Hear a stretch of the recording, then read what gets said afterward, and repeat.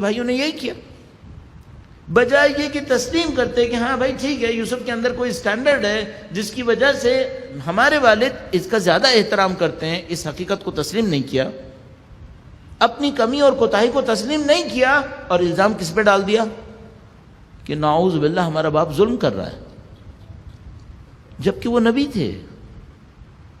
الزام ڈالا کہ یہ ہمارے باپ نے صحیح نہیں کیا ہمارے ساتھ، ہم نے ہمارا حق نہیں دیا۔ یہ دوسری بڑی غلطی۔ پہلی بات تو یہ کہ آپ ایسی فضیلتیں مانگ رہے ہیں جس کے آپ حقدار نہیں ہیں۔ اگر کوئی شخص، کوئی قوم ایسی فضیلتیں مانگنے لگے جس کا وہ حقدار نہیں ہے، یہ بہت بڑا ظلم ہے۔ نادانی کی انتہا یہ ہے کہ جان رہے ہیں کہ حقیقت ہمارے اندر نہیں ہے، ہم اس کے سزاوار نہیں ہیں، بجائے یہ کہ اس کوتاہی کو قبول کریں کہ ہم اس کے لائق نہیں تھے کہ ہمیں وہ احترام ملتا، سارا بوجھ کس پہ ڈال دیا؟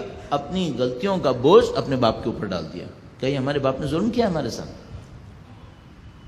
اب جب اتنے غلط نتیجے کوئی قوم نکال لے تو اس کے بعد پھر سمجھ لیں شیطان کے لیے فصل تیار ہے، زمین تیار ہے کہ اپنی فصل بو دے۔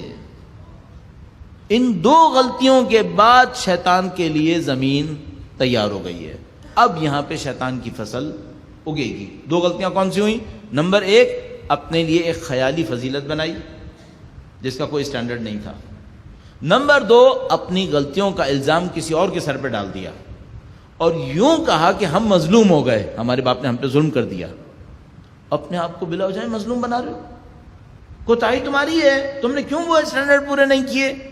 اب جب اتنا کر لیا، اب شیطان کے لیے زمین تیار ہو گئی ہے۔ اب شیطان کیا کرے گا؟ اس میں بغض اور حسد کے بیج ڈالے گا، اس میں بغض اور حسد کے بیج ڈالے گا۔